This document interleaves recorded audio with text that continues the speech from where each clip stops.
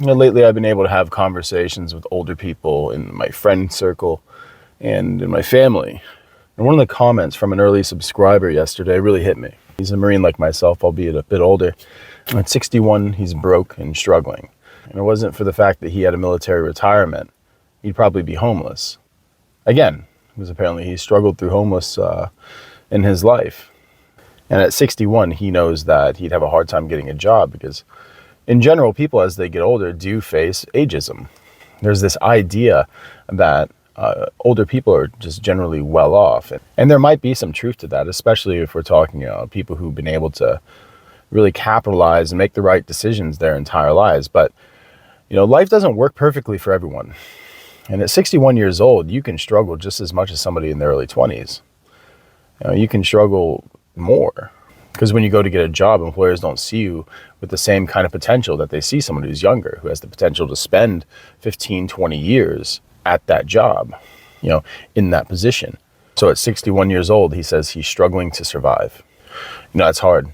That's rough. And I know that there's a lot of you out there who are kind of facing the same thing, especially as you get older.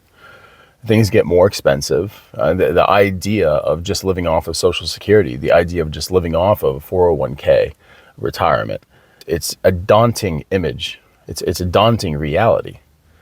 And it's challenged by the ever-increasing prices that we have to deal with today. And I had a conversation with my mother last night when she came over for dinner, because she's kind of facing that time, because she's kind of getting into that time where retirement is on the horizon and her options and what she's going to do next. My mom was a single mom. She raised a few kids by herself and she struggled. She did what she had to do, and she sacrificed a lot of personal freedoms as somebody who does have children at a young age. Now her children are all grown, they have families, they all have various degrees of success. And I tell her that she doesn't need to worry, not like she used to. She doesn't have the same obligations. She has a kind of freedom. But because she had to do everything that she had to do, and life takes us in directions that we don't necessarily find to be the most stable, my mother was never able to purchase her own home. She had to do what she had to do to make sure that we had a roof over our heads. So now, in her 60s, she's faced with a dilemma. Does she use her Social Security and live paycheck to paycheck the rest of her life? Because she's essentially going to be a renter. And this is a hard reality as a son, because it's like, well, what do I do? What can I do? Can I buy her a home? I wish that I was in the position where I can just buy her a home. And I'm sure everyone who has parents wish that they can do the same thing.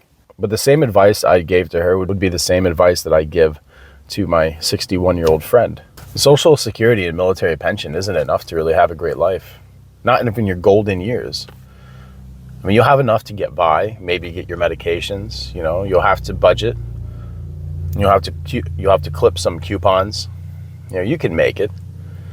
Vacations will be few and far between. You might have a chance to go see family. You might have a chance to see friends. But what happens if your car breaks down? What happens if you have a sudden illness?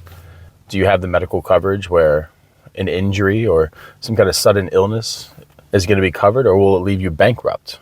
Because for many people in America, the golden years aren't golden anymore. Because they're not producers anymore, because there's really no profits that this system can reap from them, they're left to really fend for themselves. There's the assumption that they've made enough throughout their lives to live comfortably to their last days.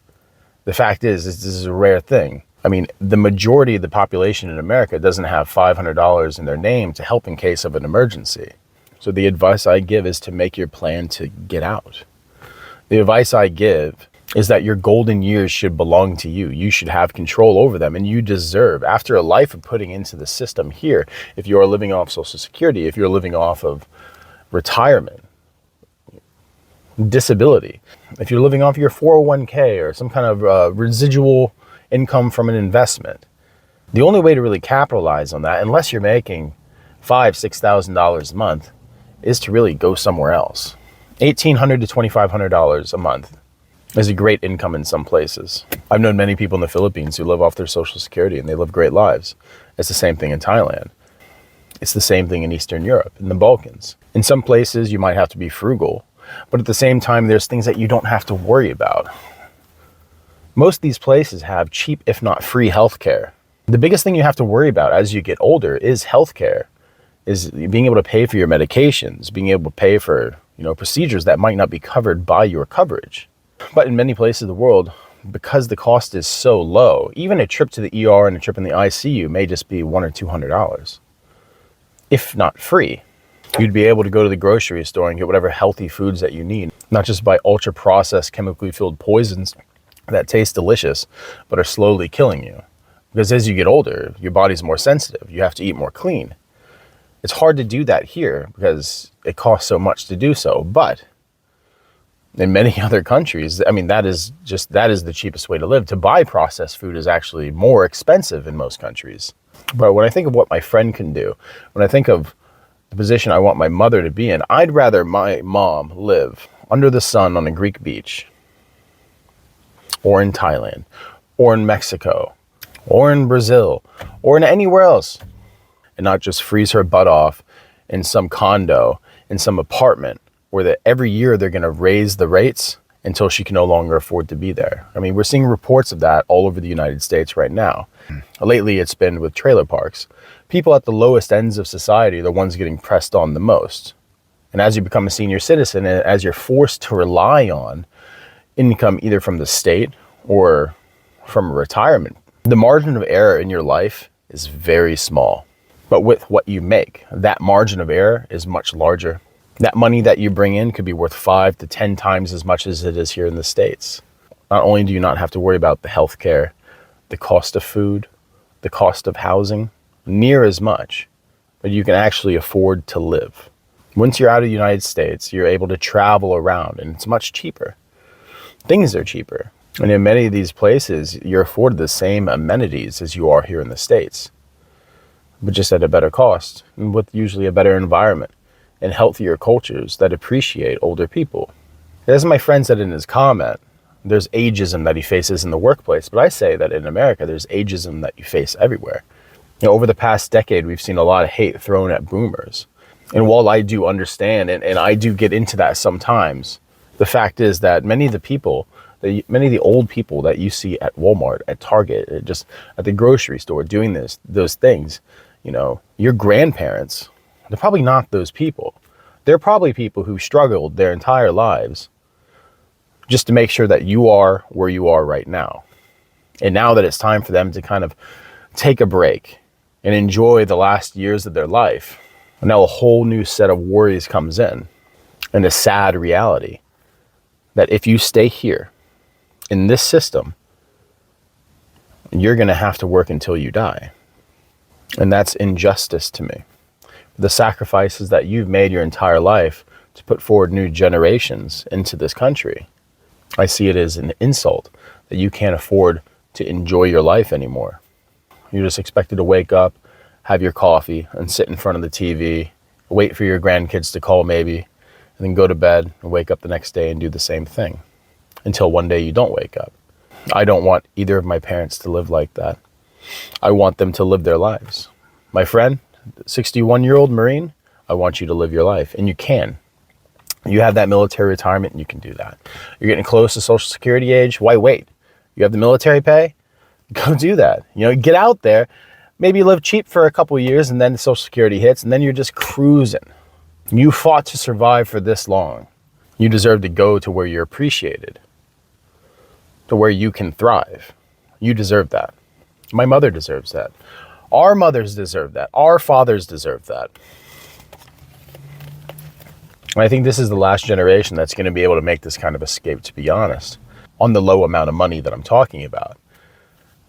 We're going to see the devaluation of the dollar, but we're also going to see the devaluation of other global fiat currencies. But right now, it's a good time to go.